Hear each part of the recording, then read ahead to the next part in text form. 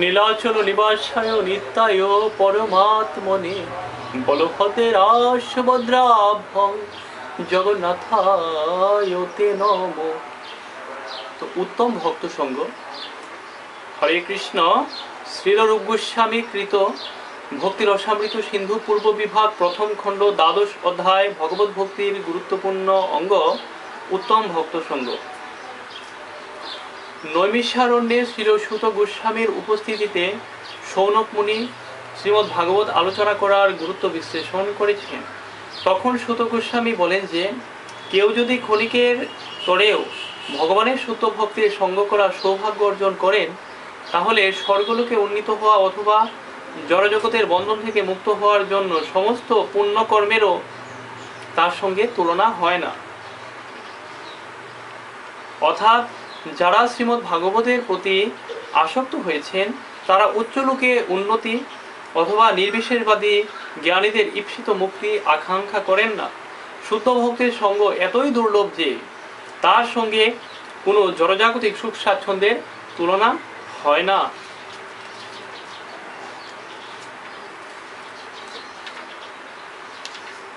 তো হরিভক্তি শুধুদয়ে প্রহ্লাদ মহারাজ ও তার পিতা হিরণ্যকশিপুর কথোপকথনে হিরণ্যকশিপু প্রহ্লাদকে বলেছেন, হে পুত্র, সঙ্গের প্রভাব স্ফটিকের মতো যা তার সম্মুখস্থ সবকিছুকে প্রতিফলিত করবে।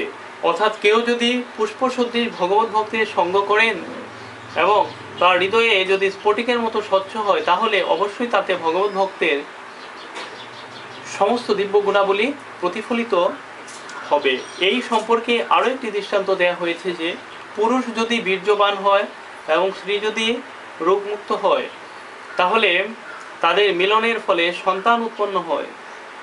ঠিক তেমনি যদি ভগবত তত্ত্বজ্ঞান প্রদানকারী গুরু যথার্থই সদ্গুরু হন এবং সেই তত্ত্ব গ্রহণকারী শিষ্য ঐকান্তিকভাবে আগ্রহী হন তাহলে যথাযথ ফল লাভ হবে।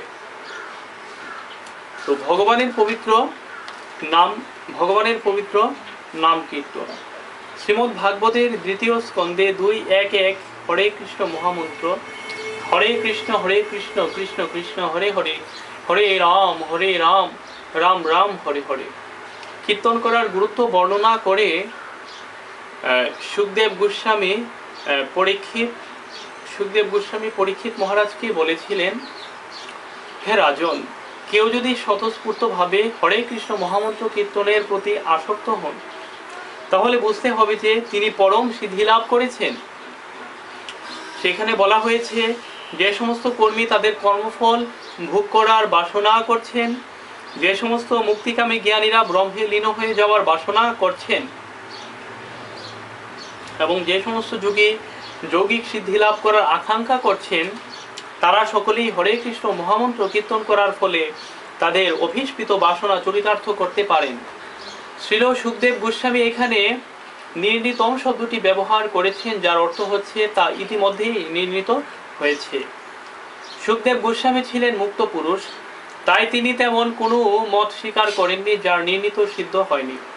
তাই সুখদেব গোস্বামী দৃঢ়তার সঙ্গে বলেছেন, যে মানুষ দৃঢ়তা ও ঐকান্তিকতার সঙ্গে হরে কৃষ্ণ মহামন্ত্র কীর্তন করেছেন তিনি যে ইতিমধ্যেই সকাম কর্ম, মনোধর্মপ্রসূত জ্ঞান ও যুগের অষ্টসিদ্ধির স্তর অতিক্রম করেছেন তা নিশ্চিতভাবে নির্ণীত হয়েছে। আদি পুরাণে শ্রীকৃষ্ণ সেই তত্ত্ব প্রতিপন্ন করে অর্জুনকে বলেছেন, হে অর্জুন, যে মানুষ আমার দিব্য নাম কীর্তন করেন সে নিরন্তরও আমার সান্নিধ্য লাভ করেছে বলে বুঝতে হবে। হে সখে, এই ধরনের ভক্তদের কাছে আমি সহজেই বিকৃত হয়ে থাকি। তো পদ্মপুরাণে বলা হয়েছে, যে মানুষ বহু জন্মে ভগবান বাসুদেবের সেবা করেছেন তারই জিহ্বায় হরে কৃষ্ণ মহামন্ত্র বিরাজ করে। পদ্মপুরাণে আরো বলা হয়েছে, ভগবানের দিব্য নাম জড় শব্দ তরঙ্গ নয় এবং তা কখনো জড় কলুষের দ্বারা প্রভাবিত হয় না। সুতরাং যার ইন্দ্রিয় সর্বতভাবে কলুষ মুক্ত হয়নি সে ভগবানের এই দিব্য নাম নিরপরাধে কীর্তন করতে পারে না। অর্থাৎ প্রাকৃত বিকারগ্রস্ত ইন্দ্রিয়ের দ্বারা হরে কৃষ্ণ মহামন্ত্র যথাযথভাবে কীর্তন করা যায় না, কিন্তু এই কীর্তনের প্রভাবে মানুষ পবিত্র হতে পারে এবং তার ফলে তারা অচিরেই নিরপরাধে ভগবানের দিব্য নাম সমন্বিত এই হরে কৃষ্ণ মহামন্ত্র কীর্তন করতে পারে। শ্রী চৈতন্য মহাপ্রভু নির্দেশ দিয়ে গেছেন যে প্রতিটা মানুষই যেন তাদের হৃদয়কে সম্পূর্ণভাবে কলুষমুক্ত করার জন্য হরে কৃষ্ণ মহামন্ত্র কীর্তন করে। হৃদয় নির্মল হলে হরে কৃষ্ণ মহামন্ত্রের গুরুত্ব যথাযথভাবে উপলব্ধি করা যায়। যে সমস্ত মানুষ তাদের হৃদয় কলুষমুক্ত করার ব্যাপারে আগ্রহী নয়, তারা হরে কৃষ্ণ মহামন্ত্র কীর্তন করার অপ্রাকৃত ফল লাভ থেকে বঞ্চিত হয়।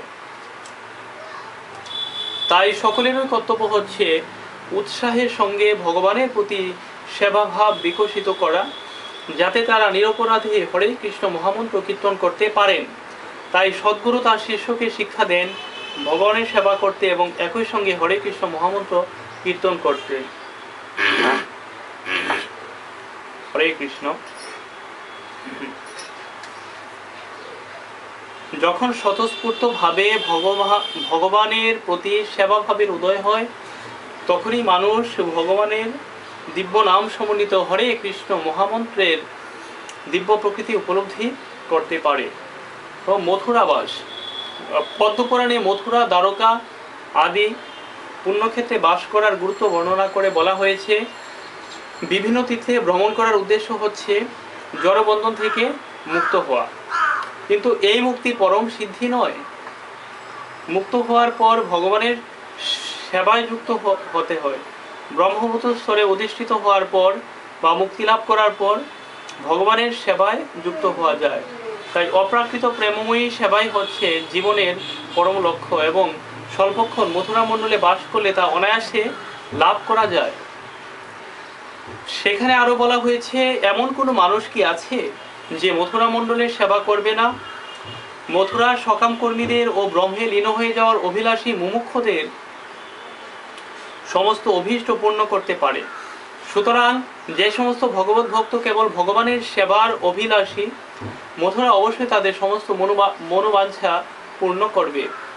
বৈদিক শাস্ত্রে আরো বলা হয়েছে, আহা, মথুরা কি অপূর্ব মহিমা সম্পন্ন! কেবলমাত্র একদিন সেখানে বাস করার ফলে পরমেশ্বর ভগবানের প্রতি অপ্রাকৃত ভক্তি লাভ করা যায়।